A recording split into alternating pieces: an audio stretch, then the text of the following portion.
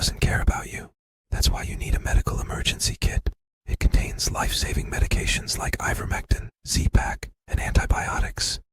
Stock them before they block them.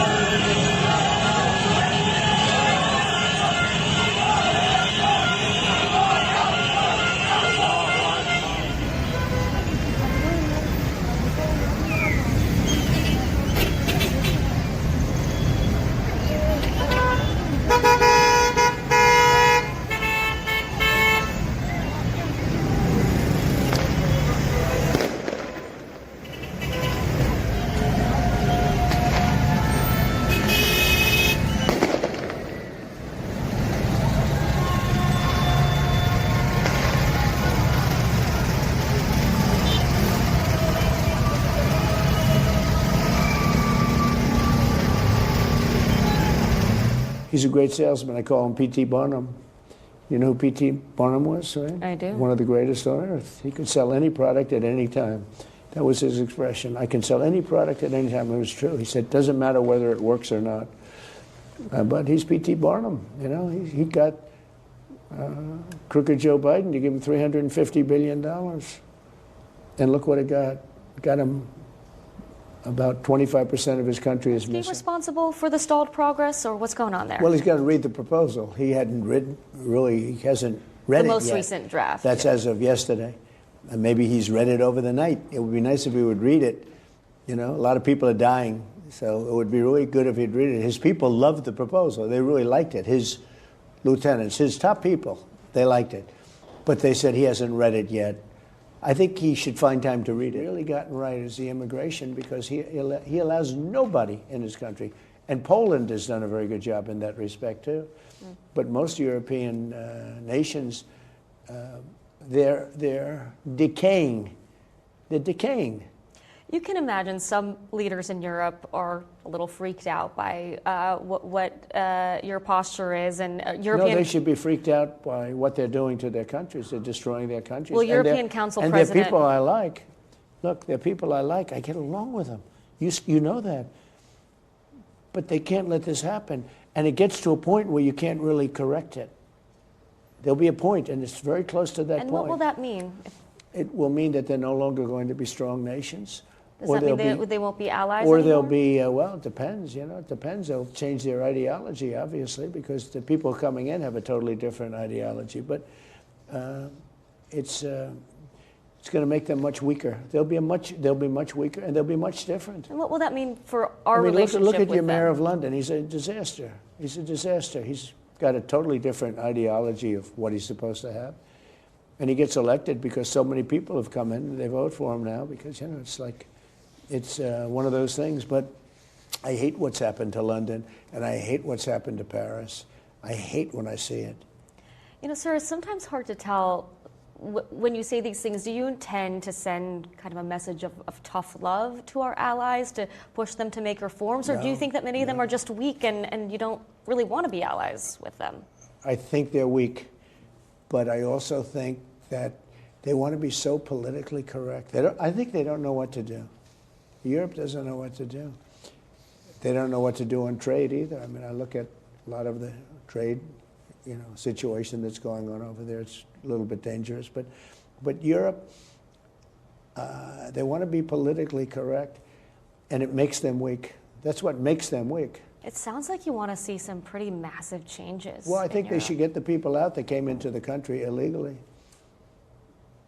I want to ask about NATO. NATO. If you take a look at Sweden So Sweden was known as the safest country in Europe, one of the safest countries in the world. Now it's known as a very unsafe, well, pretty unsafe country.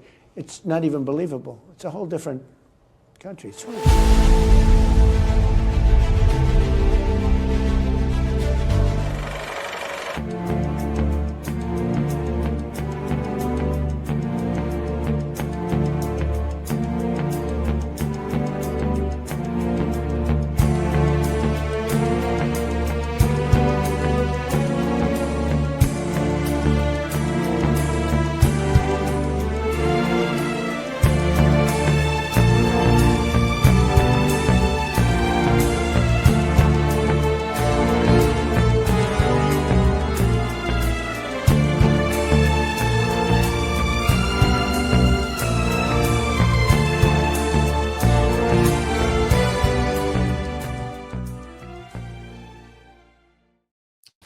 Welcome back to the SCIF. Today's show is going to be focused on the time for truth. Trump is telling truth in Europe.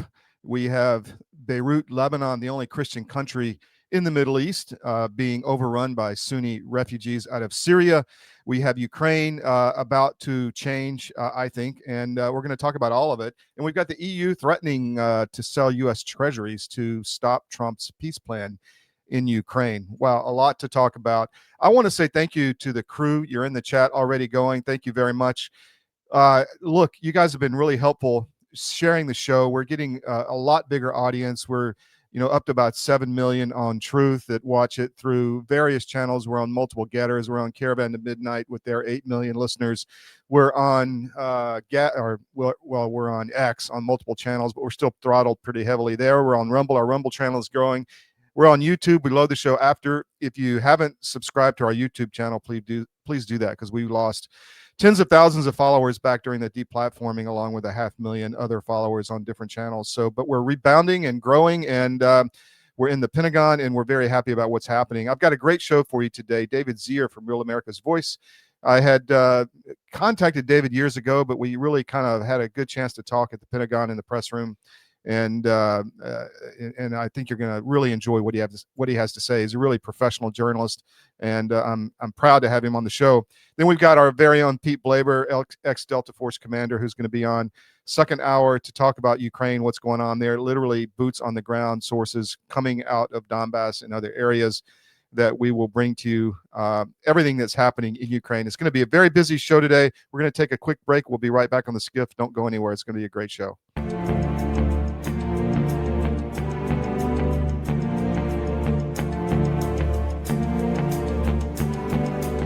Celebrate our newest launch, RAV 7. I'm bringing you an amazing introductory offer, plus an exclusive overstock sale that you're not going to want to miss. RAV 7 is our premium energy drink that tastes great and gives you energy all day with no jitters and no crashes. That's because there's no sugar and no caffeine. I'm so sure you're going to love RAV 7 that for a limited time you can try our 3-pack absolutely free. Or check out our Percale bed sheets. I can't believe I'm even going to say this. Every color, every style, every size, only $29.88. So go to mypillow.com or call the number on your screen. Use your promo code to save 20% on our Rev 7 12-packs, or try our introductory 3-pack absolutely free. And our Percale bed sheets, all sizes, only $29.88, even the queens and kings. Inventory is extremely limited, so order now. Pandemic, we can never be caught unprepared again. And so many Americans, when COVID hit, they had nothing in the house. Stores were shut down, and doctors' offices were shut down. And even if doctors prescribed drugs, hydroxychloroquine, ivermectin, pharmacists wouldn't fill the prescriptions. That was a nightmare. Now the situation is much worse. We have these horrible supply chain problems. In our emergency medical kit at the Wellness Company, we have 8 prescription drugs that are all potentially life-saving. Most people who died with COVID, they died in the hospital because they didn't receive early treatment. Every American family should have one of these.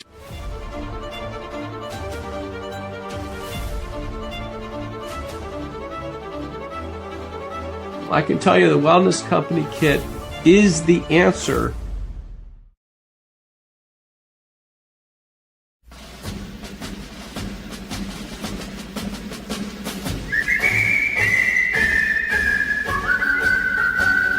When Johnny comes marching home again, hurrah, hurrah, we'll give him a hearty welcome then, hurrah, hurrah. All the men will cheer, the boys will shout, the ladies they will all turn out and we'll all... Welcome back to the SCIF. I don't have a lot of time with my friend David Zere, so I'm going to bring him in now from Real America's Voice. David, thank you for joining me, man. I really appreciate it. You're on your way. Tell us where you're on your way to here shortly. Yeah, Todd, it's great to be with you. Great to see you again in the Pentagon last week. I'm on my way to the Washington Navy Yards for the kickoff of the Rapid Capabilities Office that the Navy started under John Phelan, the civilian Secretary of the Navy. Should be an exciting day trying to streamline defense systems and weapon systems without all the red tape, right? So, yeah, you've been, tell us about your past, because you were running around with Trump during the election, right? I mean, you were gaggling on the plane there.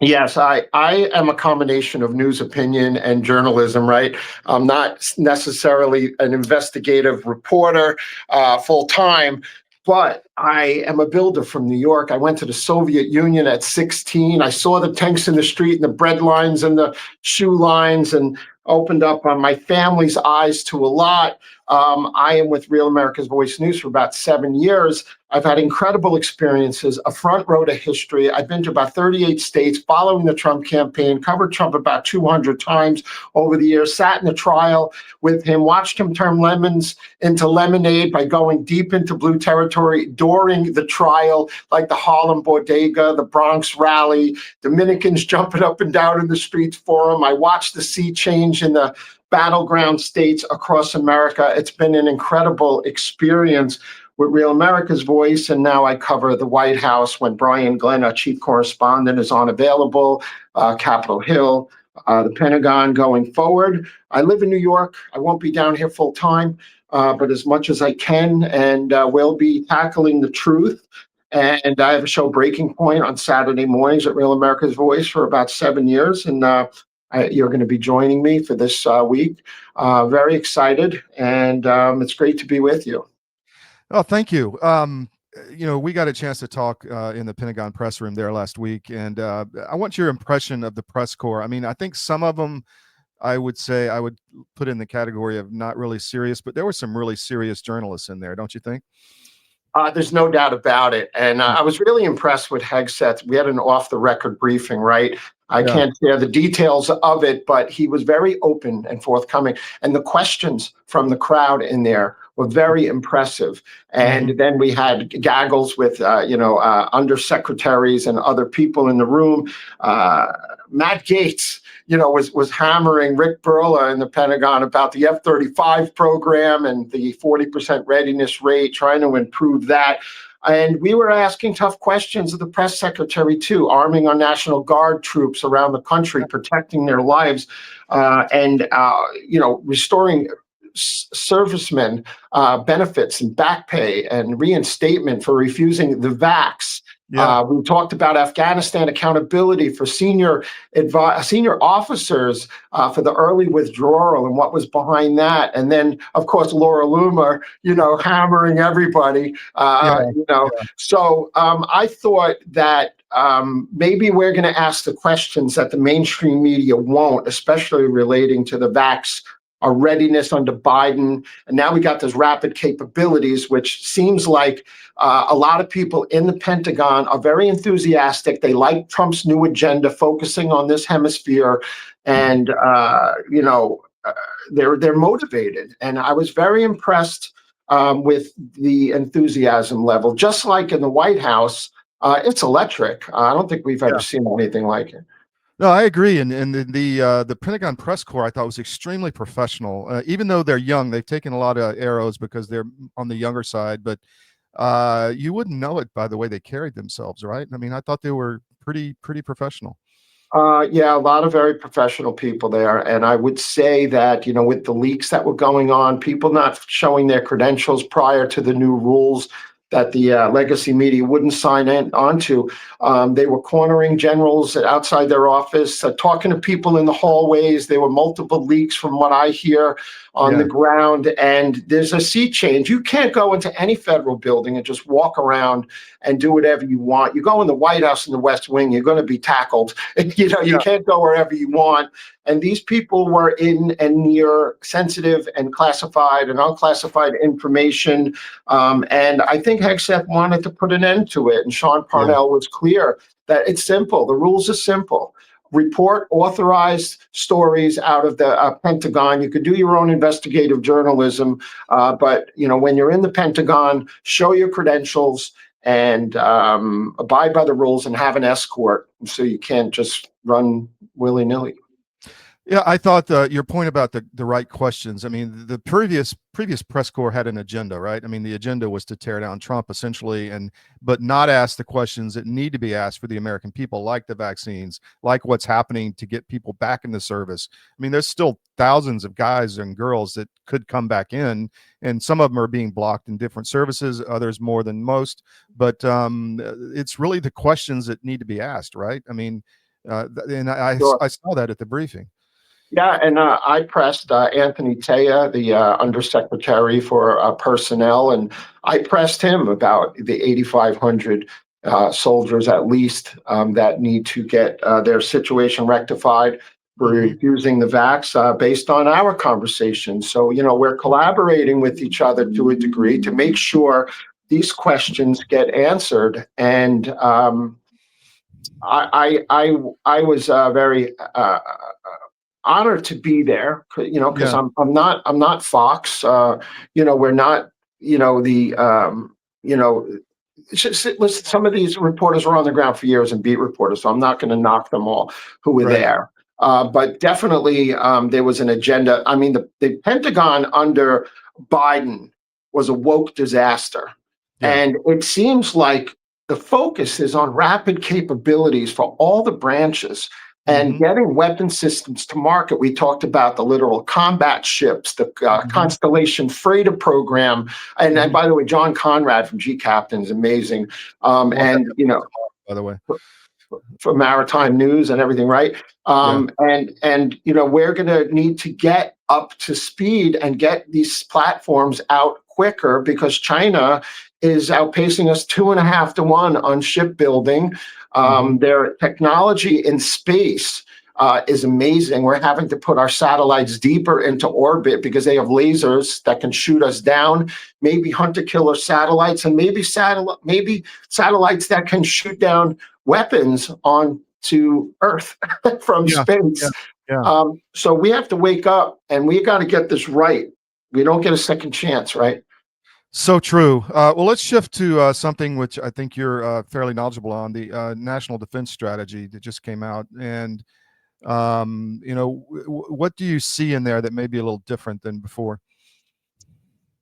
So Trump and HEXF and the Pentagon have released their strategy going forward, which is going to focus more on hemispheric region in the Western Hemisphere, protecting our population against foreign influence, maybe less involvement abroad militarily. And the House Armed Services Committee is maybe voting on the NDAA, right? And implementing Trump's peace through strength agenda. There are elements, like we discussed, that we're probably not happy about, like limiting the reduction of the number of troops in Europe.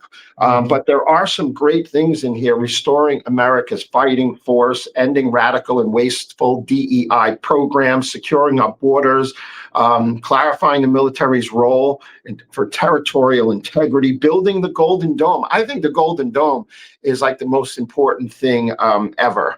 And these small modular nuclear reactor technologies that can power businesses. In Abilene, they got a 30 megawatt reactor, I think, that's buried underground. Oak Ridge, Tennessee, I think there are. And, that's going to be the future, because your typical nuclear power plant is like 300 to 900 megawatts. That may change the dynamic of American manufacturing. The cooperation between private industry and the military, trying to get, some of the waste and stuff out of that, which is today's focus for the Naval Capabilities Office. And the budget's $900 billion now. it's a lot of money. But Matt Drudge said in the Drudge Manifesto in like 2000, a billion ain't what it used to be, Todd. A trillion ain't what it used to be. There's congressional pushback, as you mentioned, against, Trump wants to remove troops out of Europe because, like you said, it's a different ideology. The countries are changing. They're very weak. They're trying to drag us into a war. And you've got congressmen like Don Bacon pushing to, keep the Ukraine war going and block Trump's efforts. Any thoughts on that? I mean, a lot of these guys, it's the same actors that come up over and over. Like we discussed last week, both Democrats and Republicans, big lobbies going on in Ukraine for many years. It's a very corrupt country, considered, I think, the fourth most corrupt country prior to the, latest Russian incursion. So there's a lot of dynamics going on, like we were talking about, all the labs that were there, and the Biden administration being compromised not only by China, but maybe in Ukraine as well, threatening, to go after the head prosecutor, over there. And it's messy. I think there has been some progress, right, with the peace plan. I think Zelensky is supposed to be coming back with his answers to the peace proposal soon. Yeah. Well, let's shift a little bit before I know you got to go soon, but independent media, how's RAV, Real America's Voice, doing, and kind of what are you guys focusing on going forward? So Real America's Voice has exploded on the scene. People tired of the way Fox depicted the 2020 election. There has been a gravitas towards alternate media. We're a streaming network, but between the War Room and John Solomon from Just the News and Charlie Kirk being on the platform for years before his early death, and the other programming there, nobody tells me what to say. Yeah. I don't have a boardroom saying, go into there with this agenda, So, wait, I'm a businessman from New York. Yeah. I don't have college. We're common sense people. We're tired of the good people being called the bad people at Real America's Voice.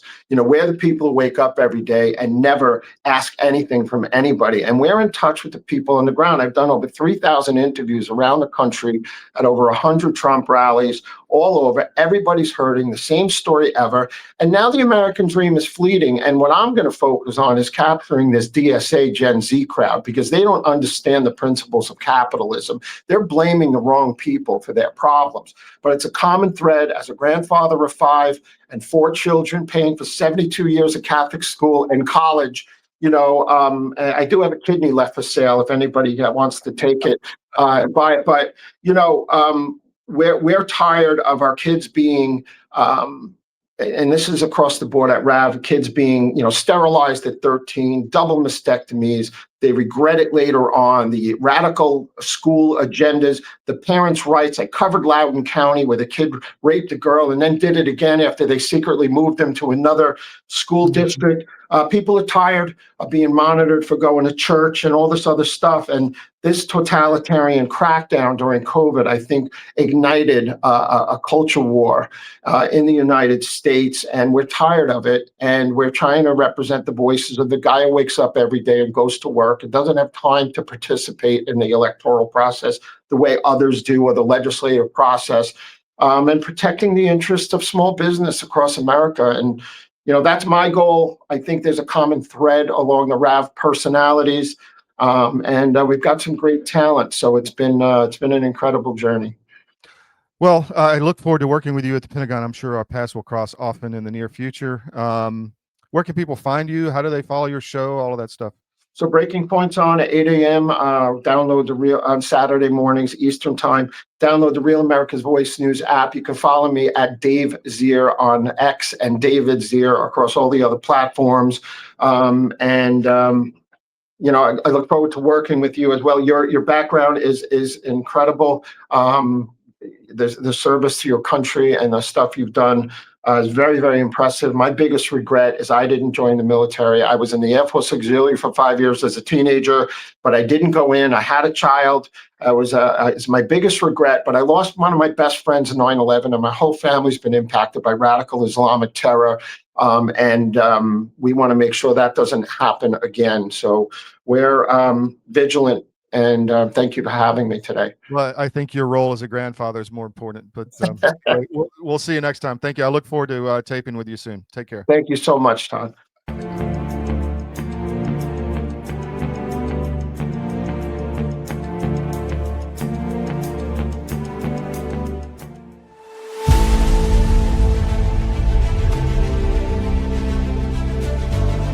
I'm a naturopathic doctor.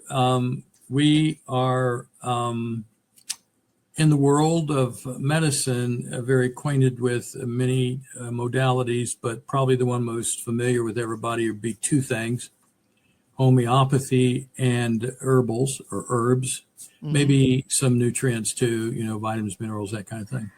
Now, we do know a lot about the drugs because we have to find out what drug you're taking affects you and what nutrient it depletes you of, because most every drug pharmacy product will deplete something. So we have been trained and we have a database that we can check into that says this is going to take your B12 away.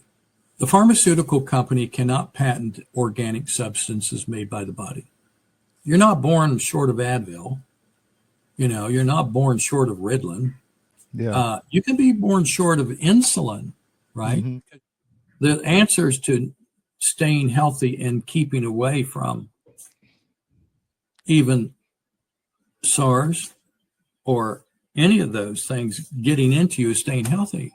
Mm-hmm. You and I get sick because our terrain gets out of balance. Well, that's the same thing in the soil. You and I are made from this thing called dirt. And when we get out of balance, we have the same thing happen. Weeds start to grow in our body. Right? And that's what we want in our body. We want nutrients that we don't understand how to get well enough yet because our suppliers are lacking knowledge on nutrient density foods. So this is what drove you to develop this, was your knowledge of this, right? Right. Mm-hmm. You know that. I'm excited to announce that we're having a huge sale on overstock and brand new products. For example, My Pillow Percale bed sheets, every color, every style, every size, only $29.88. Our Percale bed sheets are breathable, cool and crisp, and they're perfect for spring and summer. And check out Rev 7, the next generation of energy drinks. It tastes great, and it gives you energy all day with no jitters and no crashes. Best of all, it's actually good for you. And for a limited time, try our 3-pack absolutely free. So go to mypillow.com or call the number on your screen. Use your promo code to save 20% on our Rev 7 12-packs, or try our introductory 3-pack absolutely free. And our Percale bed sheets, all sizes, only $29.88. Twin size, full size, queen size, king sizes, all $29.88. Inventory is extremely limited at this price, so order now.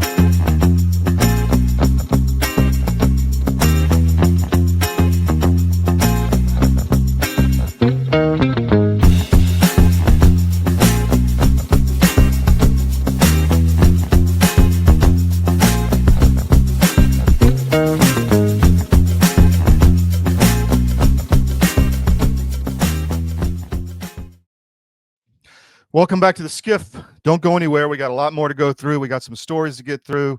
And then I'm going to bring in Pete Blaber at the top of the hour for Ukraine SitRep. So much to talk about there. Wow. Just a lot of information that you need to know. So don't go anywhere. Please support us with our no ad subscriptions. You go to my.cdm.press. That's my.cdm.press. You get access to all of our content with no ads. And we got to serve a lot of ads because we got to make money. We got to survive. We got to pay our reporters. Anybody who's had to make payroll understands that.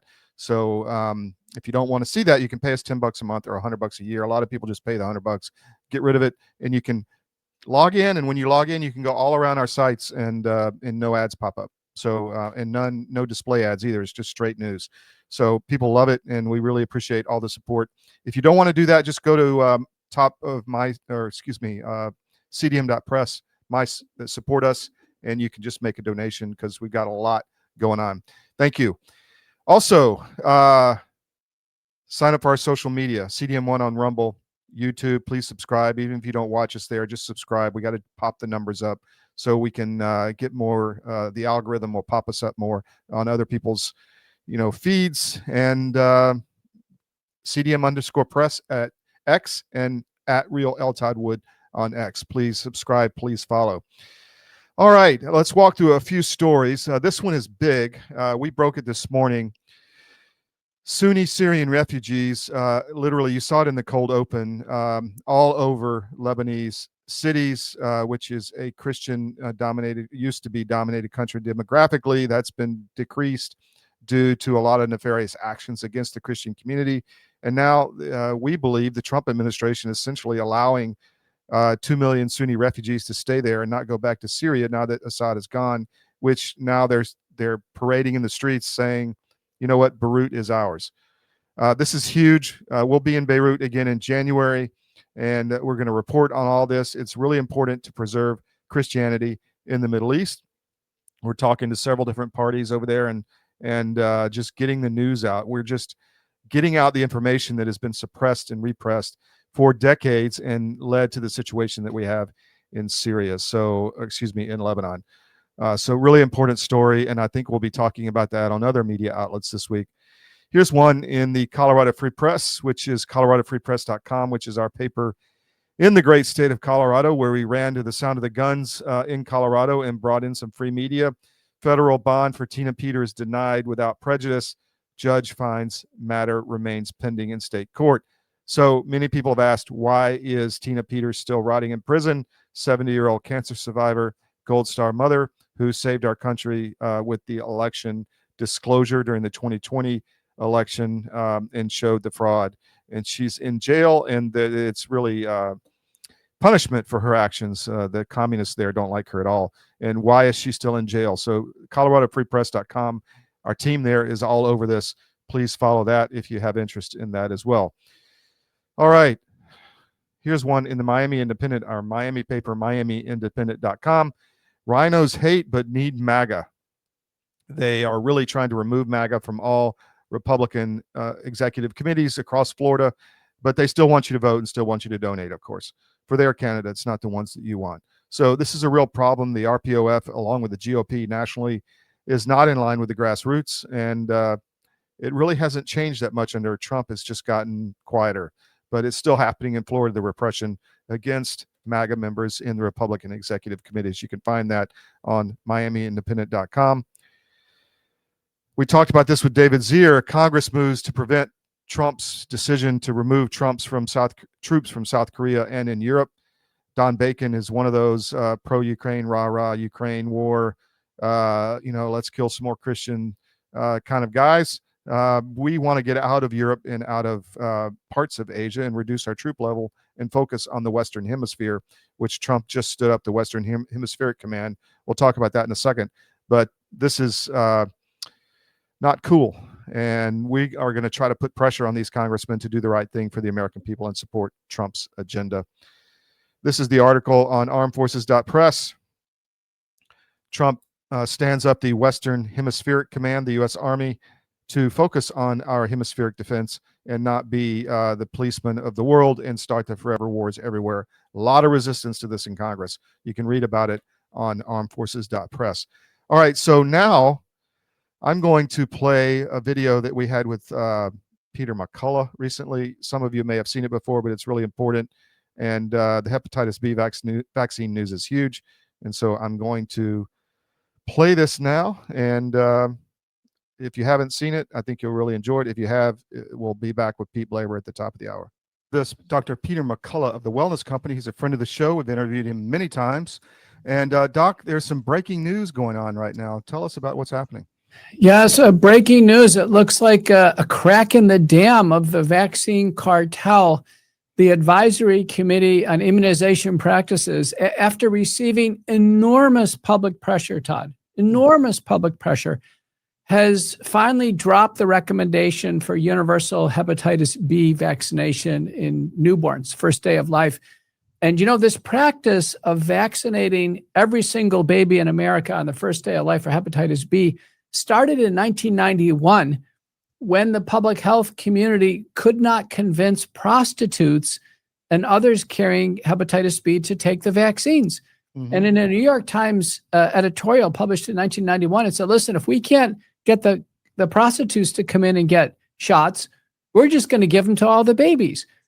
And they made the mistake of assuming that babies getting a series of shots would provide lifelong protection. And Todd, it doesn't. It doesn't provide lifelong protection. Now studies show by the time people are adults, they have no protection against hepatitis B. So it makes sense. Every single year, there's 3.6 million live births in the United States, and there's about 25,000 women who, are carrying hepatitis B, largely those in the sex trafficking field, IV drug abuse, and others.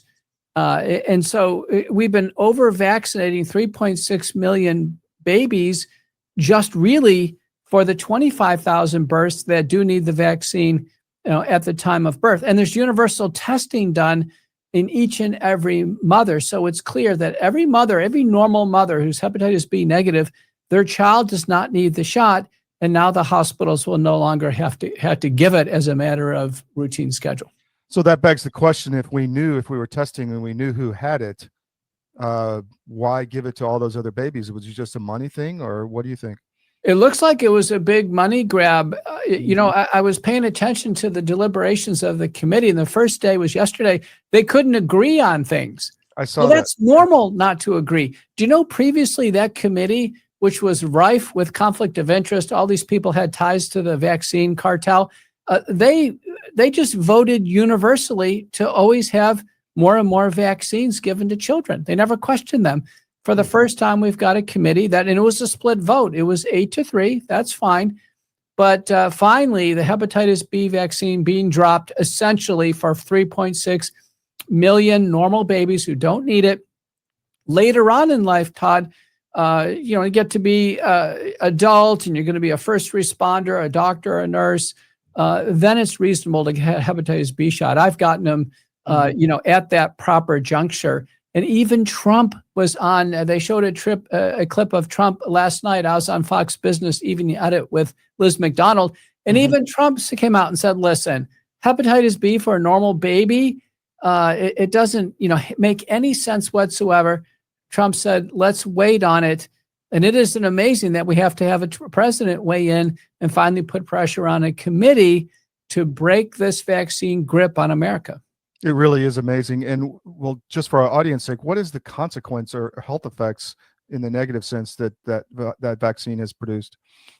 Well, it's unnecessary because there's no adequate protection in the teenage years when sexual contact occurs, or later on working in healthcare. There's no protection, so you have to redo the entire schedule.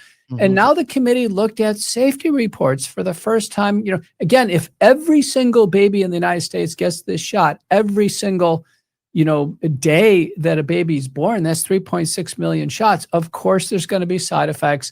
And the committee looked at, over 5,000 serious adverse events. Of course, there can be allergic reactions. And, it's a cause of the baby to get a fever on the first day of life. And I don't know if you remember when you had your kids, Todd, but when a child gets a fever on the first day of life, we don't know if it's neonatal sepsis. So many times the babies have to go through blood cultures, urine cultures, spinal tap. All of that's unnecessary because they've just gotten a vaccine that's caused the fever. Wow. Well, let's move on to some other breaking news. There's change at the CDC, I understand, on some of the autism issues. Explain it for our audience, please. Oh, this was really big, Todd. McCullough Foundation published a critical scientific report, and I'll hold it up.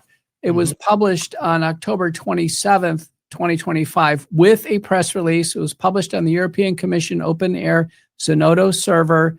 It's a total of 127 pages, hundreds of references. And the conclusion here is that bundles of vaccines given to small babies, susceptible babies, is a risk factor for the development of autism spectrum disorder. Now, we use the term risk factors because there's other risks, including older parents, premature delivery, some common genetic variants, some drugs a woman could take during pregnancy. And the big ones were antidepressants, anti-epileptics, and antipsychotics, not Tylenol, by the way. Acetaminophen, we don't have to worry about that. That's been ruled out. And then, of course, getting a big bundle of vaccines.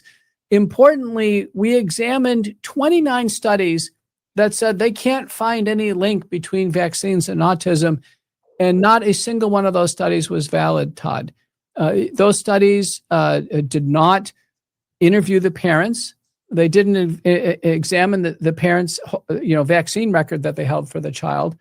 They didn't examine the child himself or herself to see if they were normal or had autism. And none of them had a control group of truly unvaccinated children, that there was vaccines being given in both groups. So they were invalid. The CDC, 3 weeks after our report, now is supported by their changes. And the CDC says on their website now, prior statements that vaccines don't cause autism, they weren't evidence-based. And the CDC has said they're going to do their own report, and I've strongly encouraged them to do their own report. But this is very, very important. Young parents now should take a look at this and do their own research. I've had a lot of young parents, confused. I mean, they hear the line, they're worried about, not vaccinating their kids, and maybe that'll hurt them or get them a disease. But how do parents best get educated, do you think? Well, I think every parent should read the McCullough Foundation report on the determinants of autism spectrum disorder. It's the most definitive report out there. In fact, we just took an interview from CBS and so many of the major stations now carrying it. Importantly, table 4 in the manuscript, Todd, outlines there's 12 papers in the modern day of cleanliness and good air, nutrition, water, and with testing and antibiotics and corticosteroids and other treatments, that in today's world, a normal, healthy child born today remains healthier if they take no vaccines whatsoever. And, I even said that on Fox Business last night on national TV. And so, the word is out. More and more parents now, Todd, are going natural. Wow. So you had the WHO come out. I forget who reported it, but they put out a report saying that, there has to be this vaccine surveillance system. Everybody has to be vaccinated. We have to make sure everybody gets it globally. So that's what we're up against. But your type of group has become much more powerful to confront that type of thing, isn't it? Or hasn't it? Well, the scientific truth is powerful. We don't use propaganda terms like misinformation or anti-vaxxer. Those terms don't have any role in public health and discourse. The WHO has said that medical misinformation is a threat to public health. Right. Well, they don't hold agency over the truth. There are emerging scientific observations, multiple points of view, and it's through discussion and debate and disagreement. That's fine. That's how we approximate the truth. We are finally starting to see that under Trump and Robert F. Kennedy now in the Health and Human Services Division. I think it's very welcome. And do you think that'll continue? I know there's a massive pushback internally. Do you think it will get more and more strength? That's a good observation, Todd. What people are telling me inside Washington, they're telling me that there is a biomedical deep state. Just like there's a deep state in the intelligence community and in the Defense Department, that there's a deep state of entrenched employees that are prioritizing their own personal employment situation or political gain over the best aspirations for the country. But one of the best examples is the CDC. The CDC has 12,000 employees, Todd, MDs, PhDs, MPHs, mainly highly educated people, 12,000, a $9 billion budget. They don't operate any hospitals or clinics. They don't directly treat anyone. They do some research, and they operate some laboratories and some research networks. But they're largely to provide advice to me, a doctor in the field. and doctors at the wellness company who are practicing medicine. 12,000 employees, $9 billion, Todd. I can tell you, I think that number should be less than 1,000, to be honest with you. It's a gross example of a biomedical deep state. And you know what, Todd, we know a deep state is present because you know what just happened over Thanksgiving holidays. This is a stunning development. Some well-intentioned person at the FDA leaked out 10 deaths in children after COVID-19 vaccination. So there's definitely a biomedical deep state. There's also a media deep state. With, all these entities that are so well funded, they're almost way overfunded. If we just had an inkling of the kind of money that they had, we could do, and you could do a lot more good. Let me ask you, the wellness company in that vein has made, I've watched it unfold over the last several years. I mean, it's really made a difference in healthcare for Americans. Tell us about that and what's behind that. Part of what the wellness company is doing, and with partnerships like CDM Media, is bringing people the truth. And just to finish this FDA leak, FDA said they had 96 case reports of death in children after the vaccine, Todd. This is terrible. 10 of which they're certain the vaccine is a cause of death. I want to see all 96. And now one of the junior staff members at the FDA, Prasad, he's out trying to do damage control in the media. This is a classic misleading technique called limited disclosure. That is, leak a little bit when it's really bad. You know, the CDC has over 19,500 deaths registered through the vaccine adverse event reporting system, reported by doctors like myself. We've already determined the vaccine is a cause of death. So to tell us they have 10 when we know there's 19,500, I got to tell you what, Todd, I think this is a trickle that's going to turn into a flood. And we should get these COVID vaccines off the market. We should do an investigation, independent investigation, adjudicate all these events and tell America the truth. And the wellness company's been behind that. We have been critical of the government, but we've also worked to provide solutions. That's critical, as you say. So you've got a lot of new products. One of them caught my eye because I remember seeing the, Bobby Kennedy on the plane with his, blue dropper. Tell us about this TheraBlue stuff that you've come up with. What is this? I'm using it right now, Todd. I tell you have to get some TheraBlue. TheraBlue is a topical lotion you rub into your joints, and you do it every day. Now, it does provide some immediate pain relief because it has menthol and other botanicals, but it recharges cells with methylene blue. And very importantly, it has over a half a dozen peptides, small amino acid sequences that penetrate the skin into joints, help the joints regenerate cartilage, ligaments, soft tissues. They really revitalize the joints. And what happens to a lot of us, we get older. I'm in my 60s, and my knees don't hurt, but they feel old, particularly when I run. You know what I mean, Todd? I've been using TheraBlue.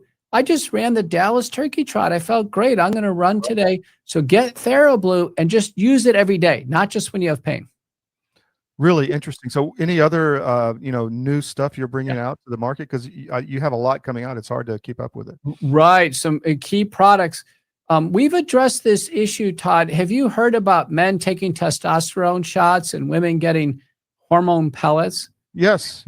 Yeah, that's an entire industry. And, at the wellness company, we believe a natural approach should be considered first. So we've come up with Men Mars. Mars is a supplement that, again, has over half a dozen ingredients that stimulate the Leydig cells in the testes to produce their own testosterone. So that the testicles, become more active. They certainly produce more testosterone. Every single ingredient has supportive data. So instead of shrinking the testicles with testosterone synthetic shots, now the testicles are pumped up with Mars. So we're telling men if their testosterone level's low and they feel like they've lost some of their vitality, get Mars. Now it's going to take 6 to 12 months or longer, but it's way better than taking testosterone shots. Now for women have been taking patches and pellets and other things, but what they really need is a rebalancing of the principal hormones, testosterone, estrogen, and progesterone. And so that's done through the woman's product that matches Mars. And it's called Venus. And again, it's natural botanicals that all work to rebalance hormones. We think this is far safer and far more reasonable in this area. And boy, are they very popular. I can imagine, because that's everybody has that issue. I was sent a copy. This is the Mars product here, so a sample. Oh, you got it. Okay, good. So there's so much news going on. Is there anything that people should be looking for? Maybe some rulings coming down the pike, or anything of importance that you know of in the near future? Yeah, I think some of the biggest things we should watch is the state of Florida and what happens with vaccine requirements for school. Remember, part of this Make America Healthy Again movement is to drop vaccine requirements and mandates of any type. So just like any medicine that we have a free choice on whether or not we take them or don't take them, we don't want, our kids' education to be dependent on taking a vaccine that the parents don't think is safe or the kids don't need. So Florida Surgeon General Joe Ladapo, my colleague, an MD, PhD, Harvard trained, former UCLA faculty, Joe has put forward as Surgeon General legislation that would eliminate all these school requirements.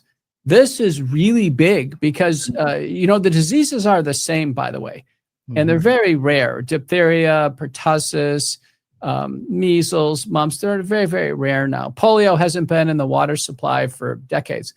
And, the diseases are rare and the same, yet in California, New York, Connecticut, the kids are essentially forced into the vaccine schedule. States like Texas and Florida, they can opt out easily. And I think soon Florida may drop the requirements altogether. Talk about big news and big money. That it really is something to look forward to. We'll watch out for that. Anything else you want to get out to the world, Doc? Well, I just want everybody to follow us. Go to the Wellness Company now, sign up, follow the promo code for CDM. Memberships are rich in terms of the provisions. We have free drugs coming through our prescription pharmacy. So I'm a member. I get my blood pressure medicines, and my wife gets her thyroid medicines, and for free through Pharmacy Mart. That's a Wellness Company pharmacy. And you get free supplements every month. I just ordered them. Make sure that you get a membership. Once you get a membership, not only do you get free medications and supplements, then you get deep discounts. That's when you want to buy one of the emergency medical kits. And we have a whole array of these kits. We just relied on one for my wife who got an infected hand when she was traveling. It would have been definitely an ER visit, but we pulled her out of it with the Wellness Company emergency kits. And be sure you look for our new innovative products in the future. We just keep coming up with more and more, providing solutions where the mainstream medical system has failed. It really is you're re-engineering medicine, to use a Harvard Business School term. Thank you so much, Doc. Really appreciate your time. Always enjoy it. Thank you. Take care.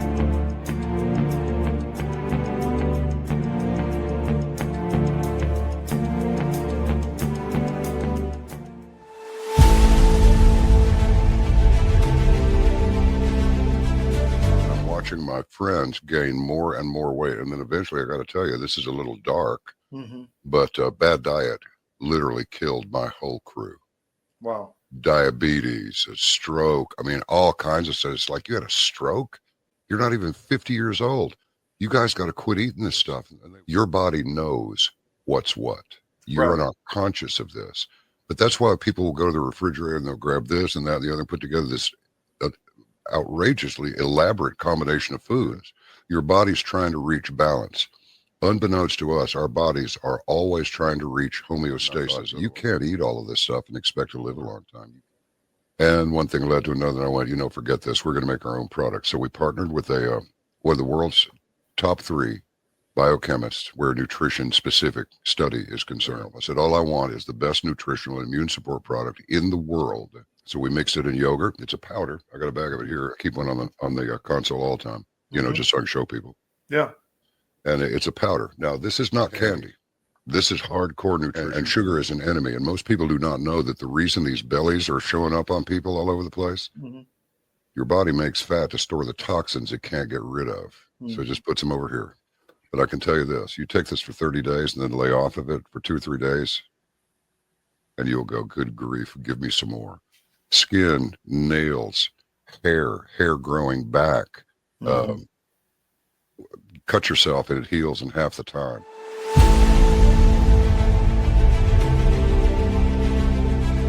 I'm David Cross, and you may know me from my election integrity work, but I also own U.S. Asset Management, an investment advisory practice. I've been an advisor for nearly 30 years, and one of the questions I get asked most frequently is, do I have enough money relative to other people my age? And while that's an interesting question, it's also the wrong question. The right question is do you have enough money to sustain your lifestyle for the rest of your life? This is a question you should know the answer to. This is what we do. Check us out at us-am.com and look for our big proud American Eagle logo.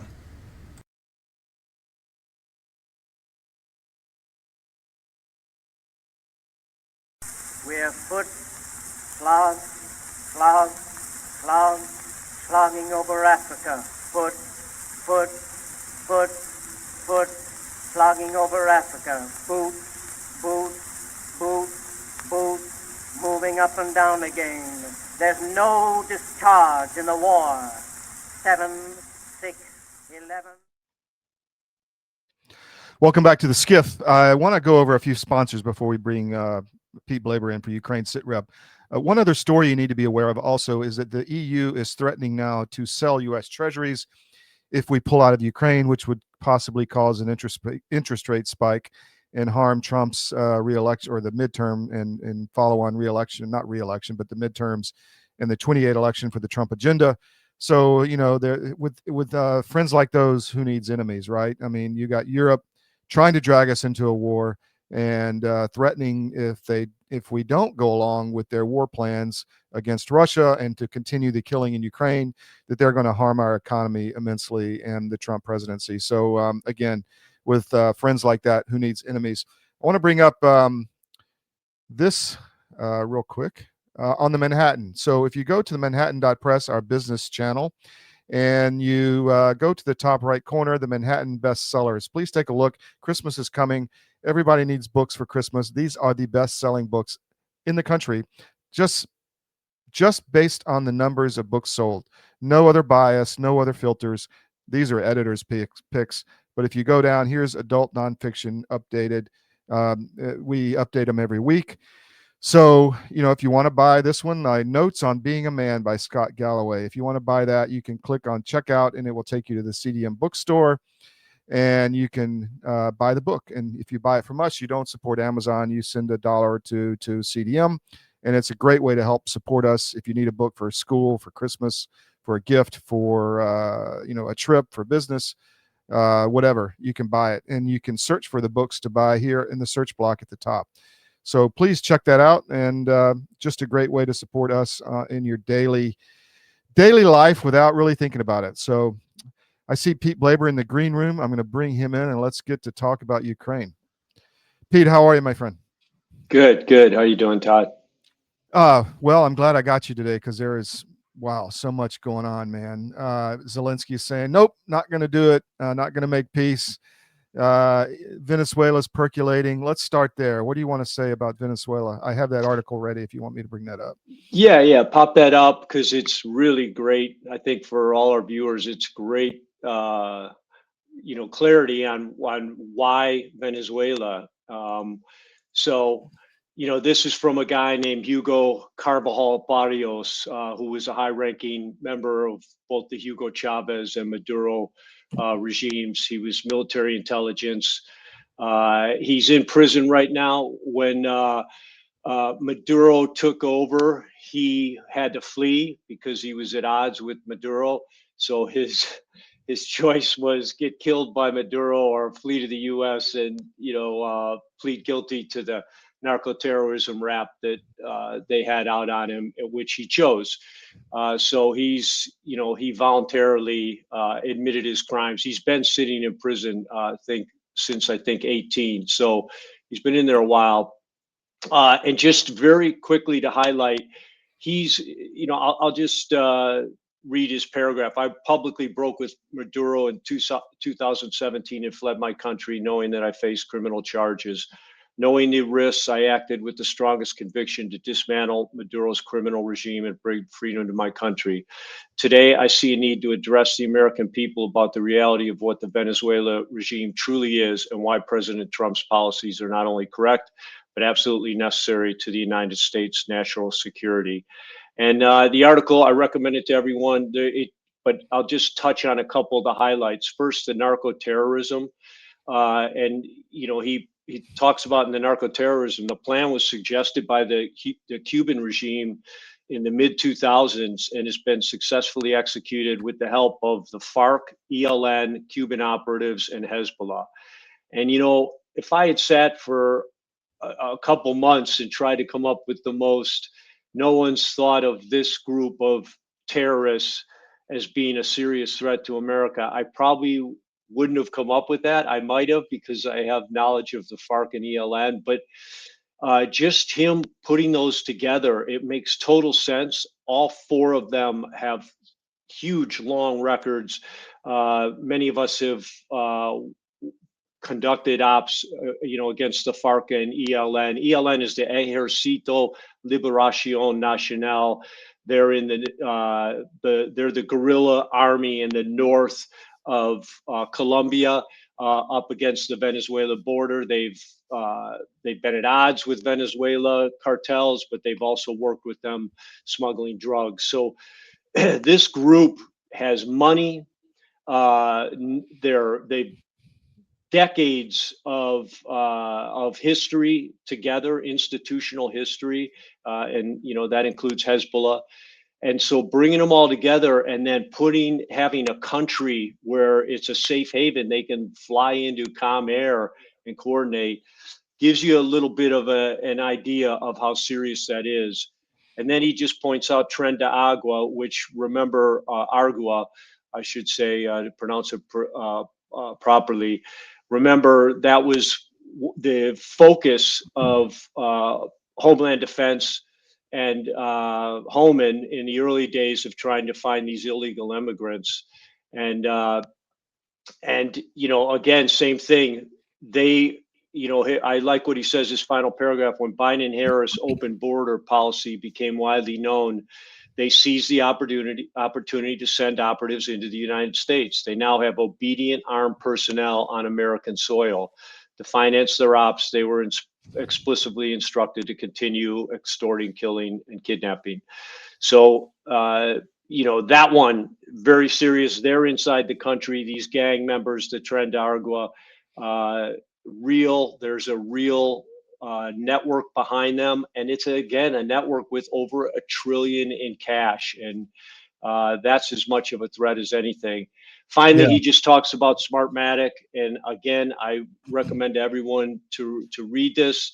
Smartmatic was born, he says, as an electoral tool of the Venezuelan regime, but soon derived into a tool to help keep the regime stay in power forever.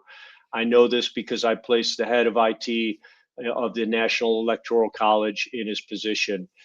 People of the United States make no mistake about the threat posed by allowing a narco-terrorist organization to roam freely in the Caribbean and throughout Latin America, doing everything possible to harm the American people, to finance anti-Americanism across the continent, and to facilitate the operation of other terrorist organizations and enemies in the United States.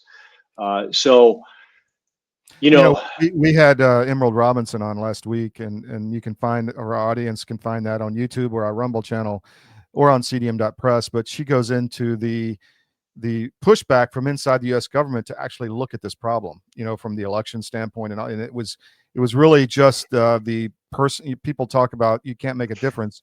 Well, just a handful of individuals literally saved the country by pointing this stuff out. Patrick Byrne and Bernstein and others.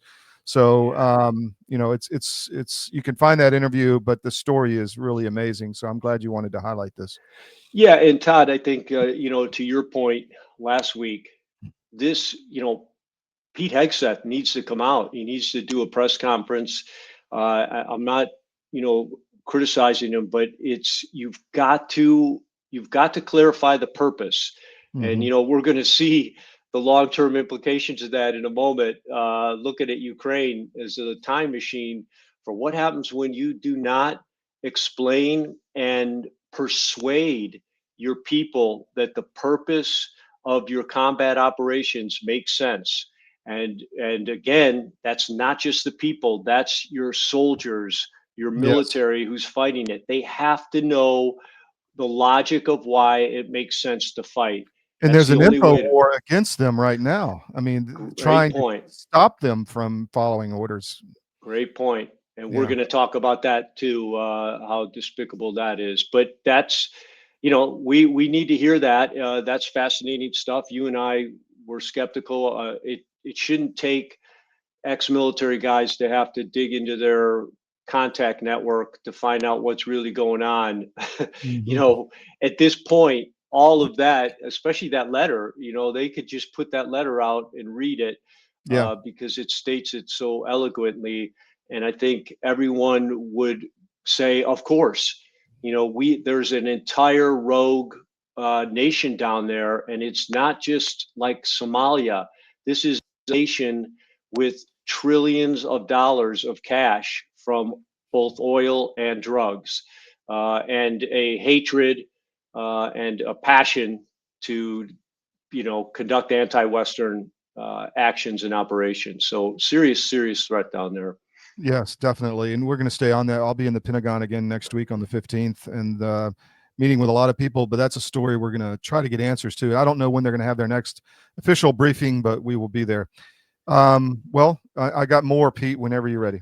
Yeah, let's go to the ground, start with the reality of the situation on the ground in Ukraine, and maybe start with those with the Putin. Okay. Yeah, before we go to Julia, because that's so good, but I just want to give a couple for, Putin gave that summary of the meeting, and it struck me that that's another thing we never see in the U.S. We never hear him. The one, I'm sorry, you mean the one about it was like the last one I sent you, one of the last ones. Yeah, that was just a couple blurbs. Let me just read those. Many American companies want to return to Russia.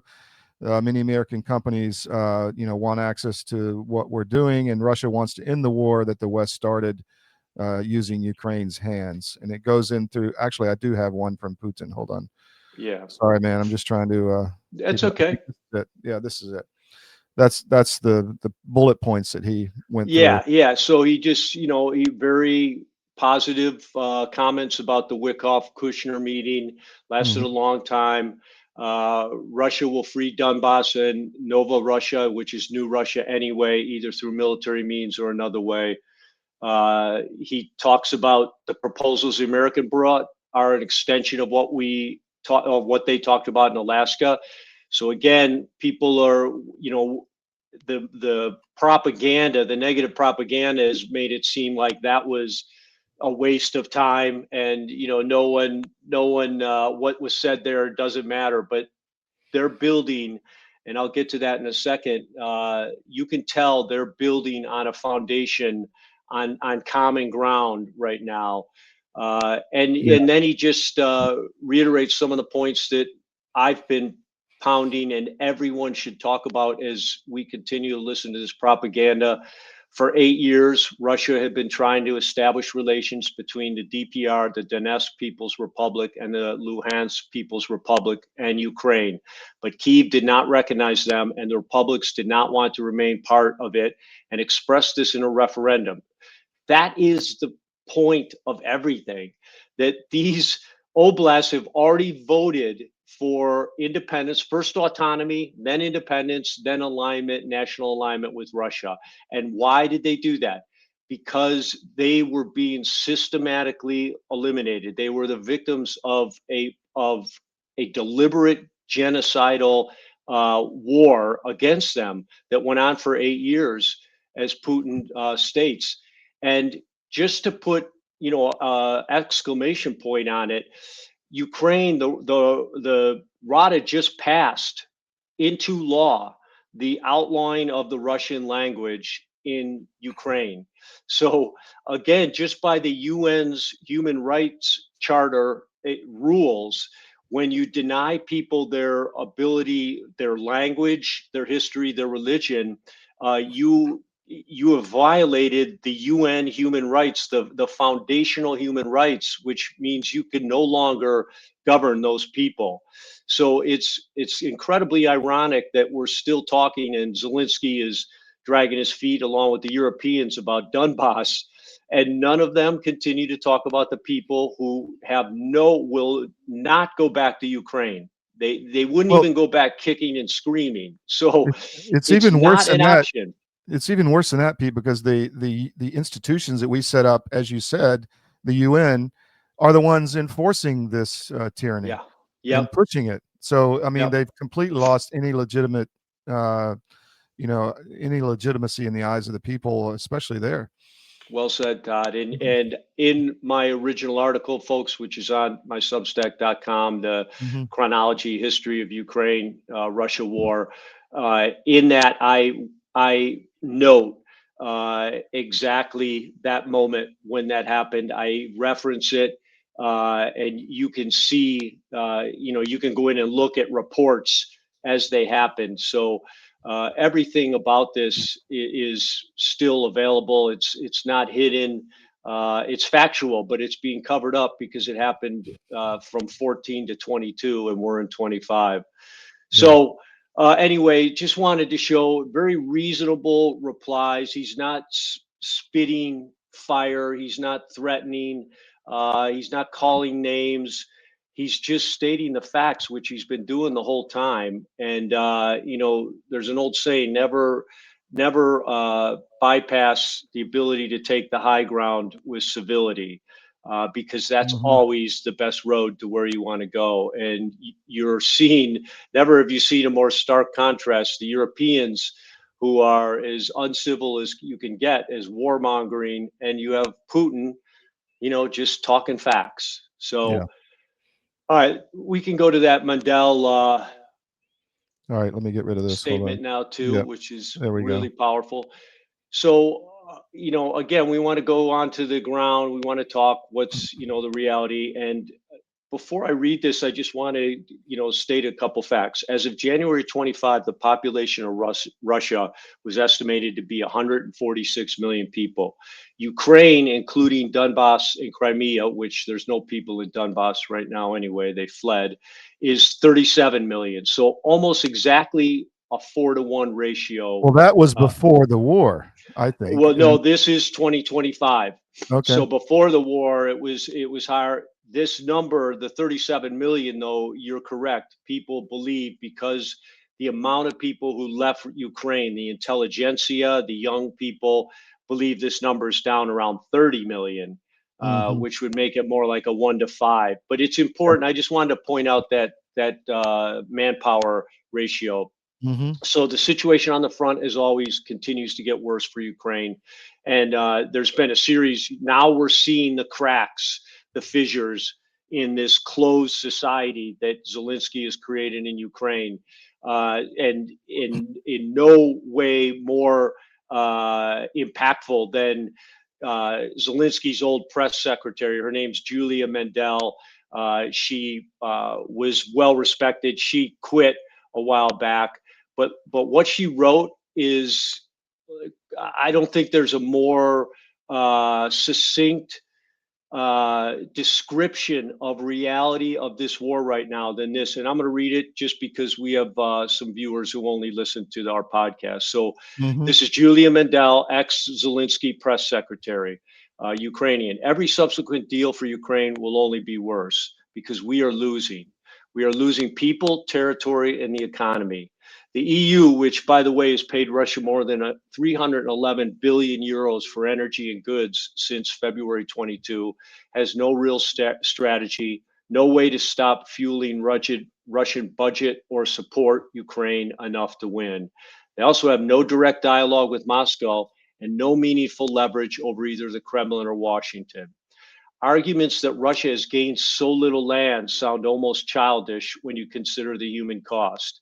We have lost more people in 3 years than some European nations have as the whole population. My country is bleeding out. Many who reflexively oppose every peace proposal believe they are defending Ukraine. With all respect, that is the clearest proof they have no idea what is actually happening on the front lines and inside the country right now. War is not a Hollywood movie. I will never abandon the values that God and democracy both place at the very foundation of human existence. Human life is the highest good, and people, living, breathing people, are the ones who must be saved. I mean, you can't say it any better than that. And you know, it's for the influencers and the globalists who continue to try to sabotage the peace plan. They need to read this, and all of us need to read it, because to me it reinforces that these globalists who are doubling down, including these Euro leaders, specifically Mars, Starmer, and Macron, they need to be held accountable when this is all over, and it's going to be over soon.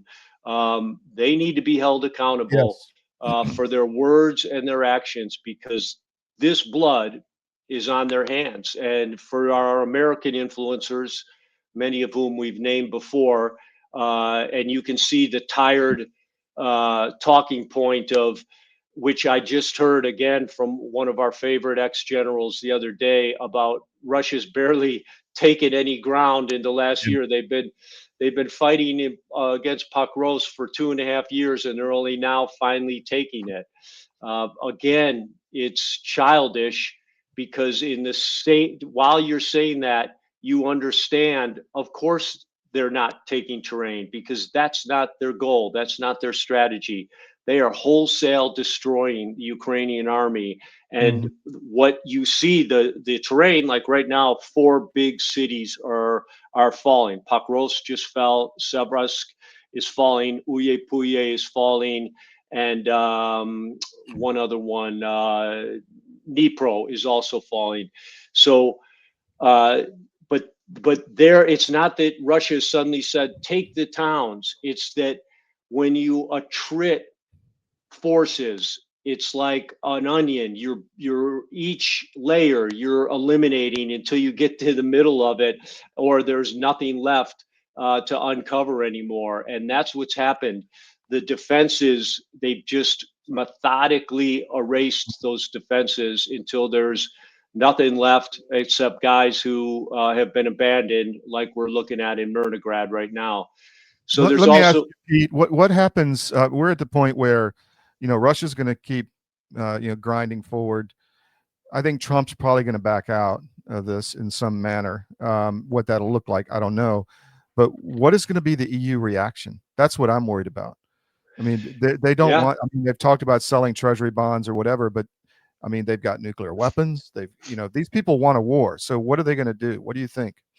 Yeah, I think, and it's, part of what I'll conclude with at the end. I think it's an incredibly perilous time. We've said it before, desperate men make desperate moves. That's human nature. That's not some nifty new ism. It's ancient wisdom. And they are desperate. And, I don't think there's ever been 3 European leaders with lower approval ratings than those 3. And so power is not just slipping through their fingers. It's pouring. It's a tidal wave going out the door, and they're watching it. And so I agree with you. It's much more perilous than I ever thought it was right now. And again, that's why when I sum up, it'll be another recommendation to President Trump on what he needs to do to have more impact than just stopping the war. We're not just talking the Ukraine war, we're talking a nuclear war in Europe. And I would just point out that when you have 3 individuals like Macron, Starmer, and Mers, who know nothing about either international relations, warfare, and obviously don't care about what their people think, you are in real danger of an accidental or a stumbling into kinetic exchange. It could be just long-range missiles. It doesn't have to go right to nuclear, but it could be just an exchange. And Yeah. remember, those three boutique armies are hollowed out. They've had to suck up the wokeism, DEI crap way longer. The U.S. had 4 intense years of it, which, you know, we've gone a long way already of eradicating. They are into their 15th to 20th year, and so their militaries are hollowed out, and they don't have options. They have one option that, you know, gives them parity with Russia, and that's the nuclear option. And so it's incredibly dangerous, and it bears attention by President Trump for sure. Well, I think this is no doubt a spiritual conflict, and that's what we're dealing with. And I would like to see the EU taken apart. It's no longer what it was designed to do. I think Trump should use this opportunity to do just that, and bring back, you know, sovereign nations. That's what we're going to push for here. I don't want to be I'm upset we have American troops over there right now because they were trying to hurt us. So why are we supporting them? I think that has to get out there. All right. Well, you're seeing Congress came out yesterday, said they're going to try to block it, to block the troop reductions. And, you know, now, Todd, we go back and we realize why Mattis was obviously a globalist. That's why he resigned. They remember his big thing with Trump was Trump wants to reduce forces in Europe. Yeah. And any to our viewers, you know, any military guy who's been to Europe, been to what we have in Europe, and has been there since the 80s, realizes that what we have now is farcical. Yeah, it's not, there's no good training over there. There's very little, but it's pales in comparison to anything in CONUS. We're not, just think of, why are we over there? Why do we have soldiers? They're not going to all go be the tip of the spear. If, you know, these countries get attacked, they have to defend themselves. So it doesn't make sense anymore. They're trying to pull us into a war. That's what bothers me. Yeah, you know, that's what they're there for, and they don't want us to leave. Don Bacon is a traitor, in my opinion. The congressman from Nebraska who's outed himself many times to be on the wrong team, and he's one of the ones leading this charge in Congress to stop us pulling out troops out of Europe because they want us there to get us into a war. That's the whole plan. It's been the plan. Get us into World War III, depopulate, take the land, take the resources. That's what they want. And now the final thing I'll say about that is this is what Europe is eating the cake that they fake baked over the last 25 years. They were like the burglar sneaking out through the front room with all of the goods. It's so easy. No one ever woke up, no alarm. He's smiling, but he can't believe his luck. That's the way they were from the 90s all the way through the 2000s.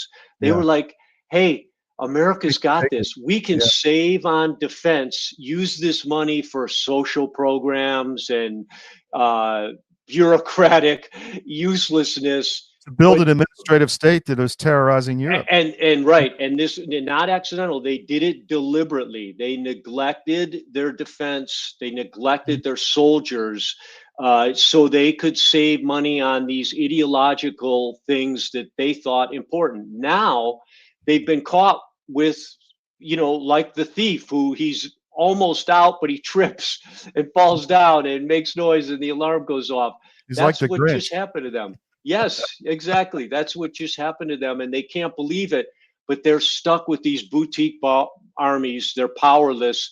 They've destroyed their own economies. They'll be writing books about what Germany did to its manufacturing over the last 10 years for many years to come. Economic carry. And now this is what they have. This is what they end up with. So it's not accidental. Yeah, Trump called them impotent, or the New York Post did, and Trump reposted it, which is essentially what's happening. Yeah. So I've got a lot of it. Let me just bring some of these up. You could talk about it. This is so this one's good too. It's from a Ukrainian platoon commander, and I won't. He goes into talking, but I just highlighted the top part here. He marveled at Russian resources, including night vision. In the interview, it wasn't just that they have night vision. He said almost all of them have night vision, and we have like one per platoon.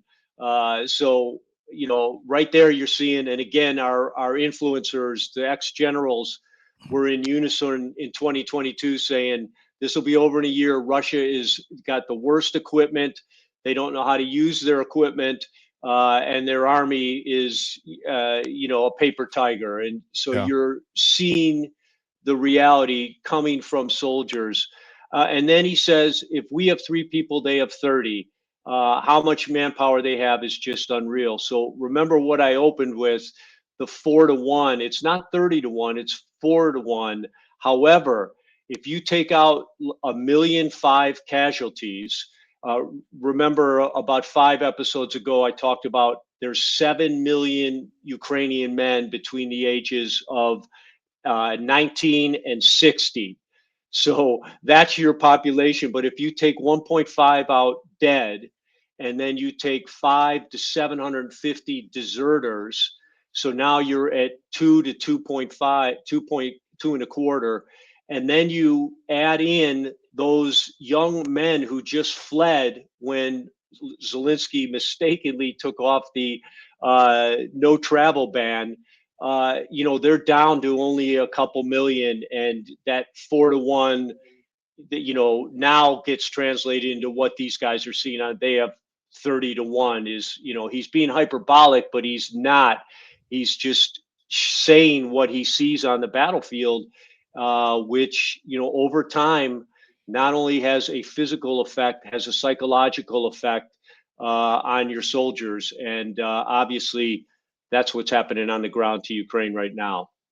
Right.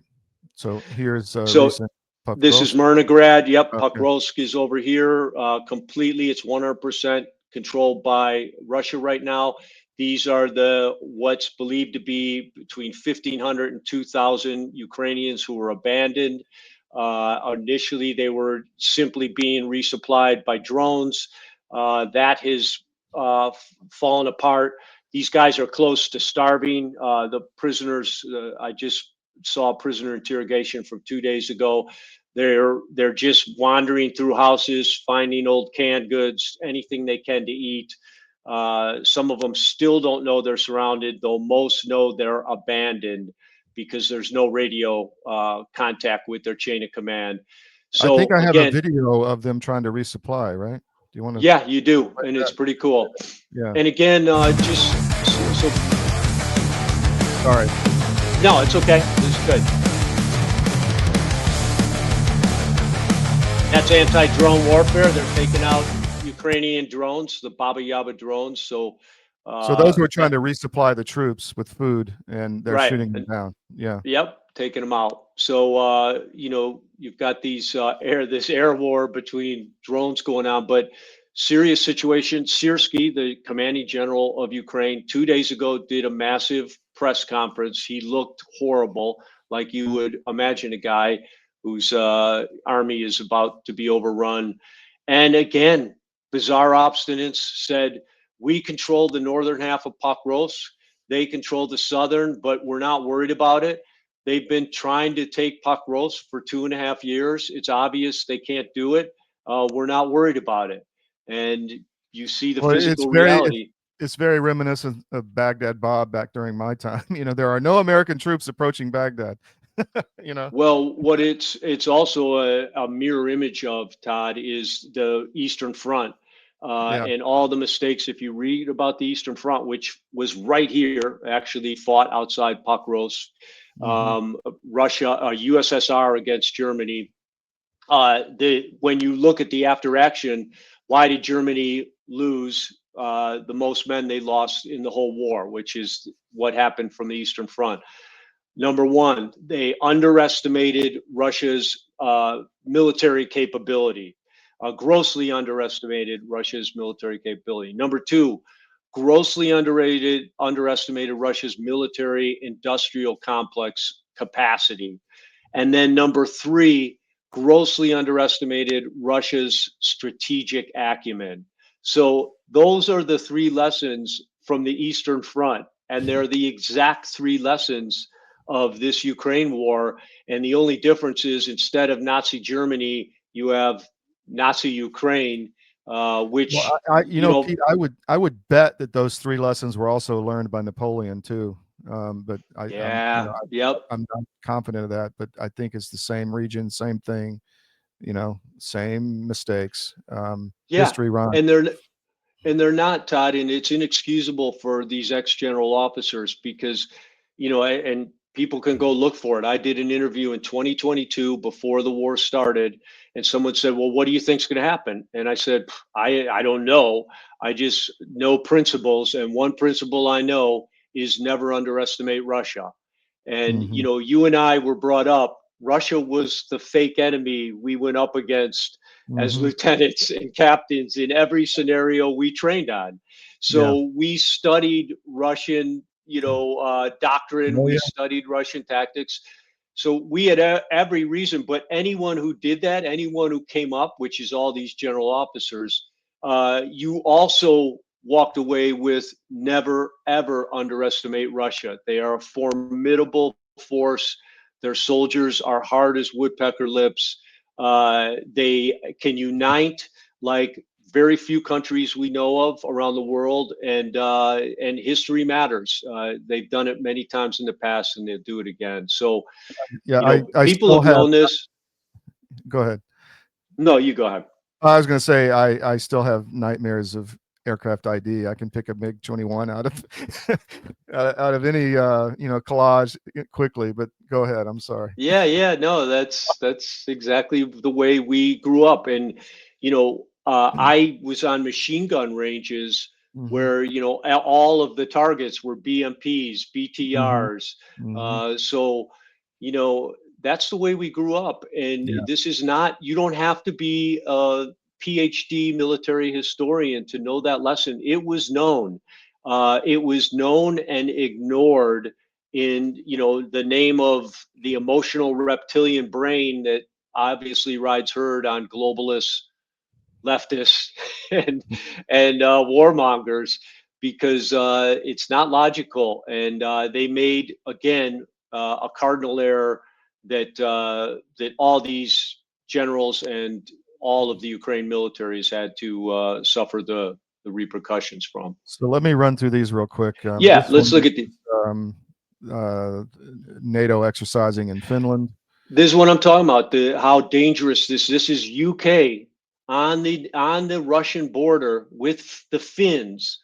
Like, you think Russia? I mean, they're laughing at this. We already showed that video of the Finns, trying to climb on the back of that pickup truck or whatever last episode. But this is the kind of thing they're doing, live fire exercises on the border. So mistakes happen, and soldiers mistake things much easier than you think, because fear is riding herd or right below the surface all the time. So this is a great example of how dangerous the game of the game that the EU is playing with Russia right now. I think you have a couple more, so you can just go through those. This one is So same thing. This guy is the president of Finland, and we Finns understand what you and the heroic people are going through. We will continue to support you for as long as it takes. Think of that in the context of what you read from Julia Mendel from Ukraine. She's talking about guys like this. Just horrific, but that's what we have, leading Europe right now. This one is it's just a good, it's a good article. Norway has been very much pro-Ukraine, anti-Russia, but this is what I meant by the cracks are starting to appear all through Europe. Some are just trying to, hey, I'm not going to be wrong on this one. And so some publications are coming out with reality now, trying to backtrack, but others, you just can't hide it. And this guy goes in and talks about what I talked about. The Ukrainian army is being attrited, and I think his analogy was, it's like in a flood. The ground can take the flood for the 3/4 of the flood. Then the clay underneath becomes saturated, and the whole ground is, moved, destroyed, eroded. everything just flows downstream. And so that was his analogy for what's happening in Ukraine. I agree with it. They are attriting the Ukrainian frontline troops to such a level that there's just physically nothing, no front line anymore. It's gone. And, pretty soon you're just going to have a complete breakdown of the military. Yeah. Wow. So there's got a couple videos. This is I don't know if we need to play this. It's the audio of them telling them to shoot the Ukrainians retreating. Or do you you can just show it. Just show it. No, because it's in Ukrainian. Yes. So tell us what that folks, is. I won't play the whole thing. That's a Ukrainian commander in Mirnograd. So Mirnograd is 3/4 of the way surrounded. That's a Ukrainian commander telling his sub-unit commander to shoot any of the Ukrainians, his soldiers who take off, who try to desert.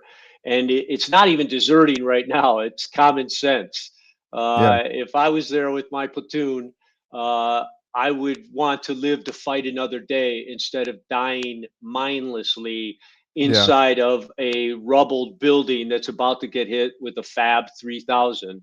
I would E&E right through Russian lines and take a long indirect route around, get back to my lines, get my people back, refit them, and get back in the fight. But they're not allowed to move. They're not allowed to retreat, and that will be a war crime.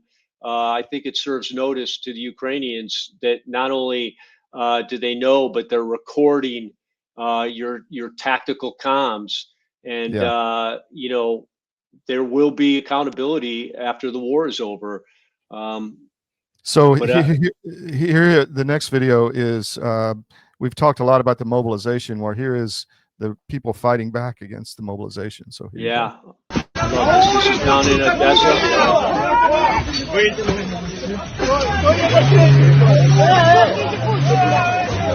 That's the recruiter's vehicle. The force conscripts. And you see the men at the It looks like they broke the windows. Yeah, I won't play all of that. They pulled the guy out. Pulled the guys out that were kidnapped. Yeah, they did, and then they pummeled the force conscriptors. And folks, we show that again in it because it's such an indicator. And this is, our broader lesson to our viewers.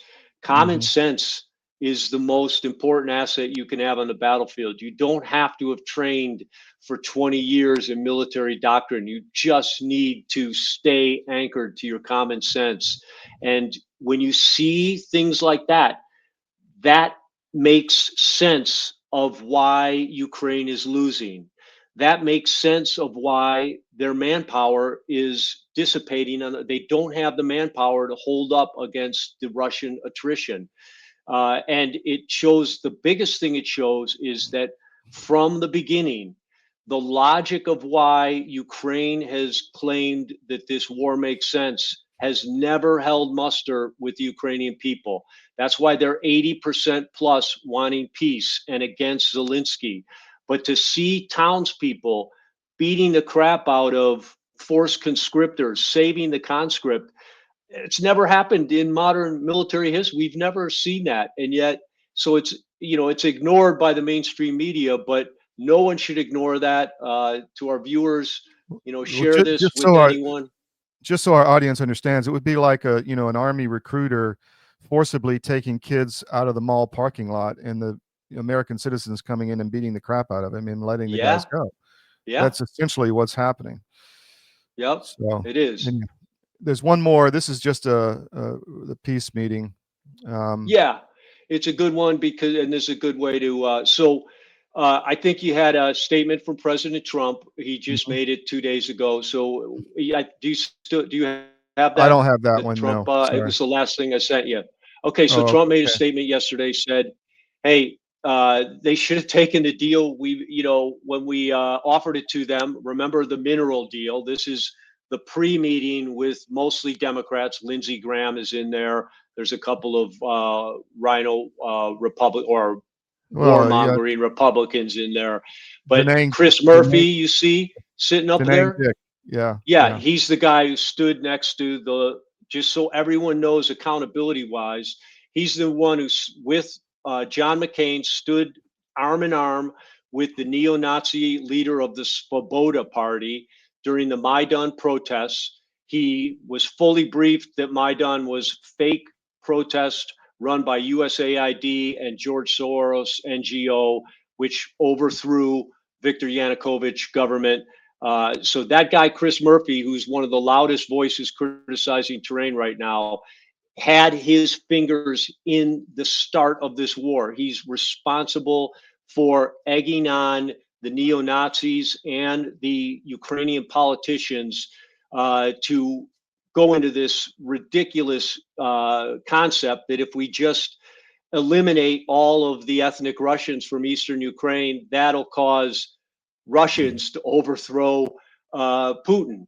And that's really why they overthrew Ukraine. They thought that by taking Ukraine, it would cause so much angst in Russia that Putin would be overthrown. So that guy and these guys are part of who need to be held accountable for keeping this war going. Yeah, and you got Da Nang Dick in there, Mr. Stolen Yep, Valor. Blumenthal right there. So really, again, accountability, I think, is everything, and they've got to be held accountable. So, and I just say the final thing, Todd, is here we are today, on the edge of potential peace, but not because of these saboteurs. And President Trump, my recommendation to him is, people made fun of you for being a peacemonger, that it's all about the Nobel Peace Prize for stopping the war in Ukraine. Well, you can do something far bigger than stopping the war in Ukraine. You can potentially stop a nuclear war, and he can do it again instantly. Set up a meeting with Putin, come out hand in hand. We've agreed to normalize military, economic, and diplomatic relations between the United States and Russia. We already saw how many American companies have filed to do business again. The economy always knows ahead of time, follow the economic indicators. We need to normalize relations with Russia. That will instantly stop these psychotic EU leaders from tempting fate and make desperate moves, causing a nuclear catastrophe where when it's all over, everyone goes, how did we even let that happen? How did we allow our world to be destroyed by a couple of fools when we all saw it happening? So again, President Trump, you have, I think, they've given you only one option. They all came out, intercepted phone calls were out this week between the European leaders talking smack about Trump, talking smack about Kushner and Wickoff. Don't listen to these guys. We got to protect Putin. They're not, they're gone. They're not going to be convinced. They're not going to have a moment of clarity. We need to consider them gone, and we need to consider them extremely dangerous. And to President Trump, highly recommend normalization of relationship with Russia. If you're not already doing that, because I have a feeling in the background, the big anchor of these talks has been and still continues to be the economic potential and the potential to stop this insanity if we just integrate economically and diplomatically and take away this insane, fixation with getting rid of Russia and Putin. Well, as I've said many times, I think we're fighting, or which they want us to fight somebody's old war. I think this is much older and bigger than we realize, or than others realize. I think this is a globalist movement that wants to enslave the world, and that's what you can stop by ending this war. And with Venezuela, because you take out both of their playgrounds and a lot of their power, and then you can start cleaning out the U.S. government. So anyway, that's my 2 cents. Pete, thank you, man. Really appreciate it. Great day. Yep. We'll have you back. Take care, Todd. All right. Take care.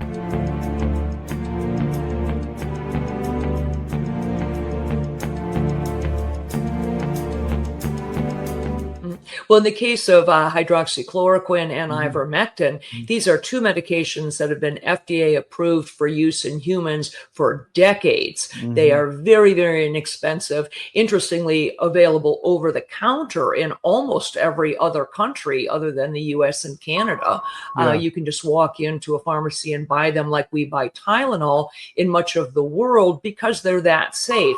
And we've known for decades that ivermectin has very strong antiviral properties. It has anti-inflammatory properties, and both ivermectin and hydroxychloroquine are what we call zinc ionophores. They help to move zinc from the bloodstream into the cell, which is where it needs to be in order to fight off a virus. So lots of application for these, and we have every reason to believe that those drugs also will likely have some efficacy against H5N1 or a number of other respiratory viruses that we may meet down the road. If you haven't noticed, gold has reached a new high, all-time highs actually, and keeps going up every day. Why is that? It's because precious metals are a long-time historical store of value. And if you own a portfolio and you have assets in the fiat currencies, i.e. stocks, bonds, cash, or whatever, you're vulnerable to hyperinflation, which is coming as our debt explodes another trillion every 90 days. It's really scary. So how do you protect yourself? Go to Advisor Metals. If you look on any of our cdm.press sites, about halfway down, there's an ad for Advisor Metals. Click on it, fill out the form for your contact info, and Ira Bishotsky will contact you and talk to you. It's an easy conversation. There's no sales pitch. He's completely verified by us. He has a regulatory background we've checked into. We've checked with his bankers. We've checked with his IRA custodians for metals, and we can highly recommend Advisor Metals and IRA. So go to Advisor Metals. If you call them directly, tell them we sent you at CDM, and he'll definitely take care of you. But protect your portfolio because you really need to. It's coming. Thank you.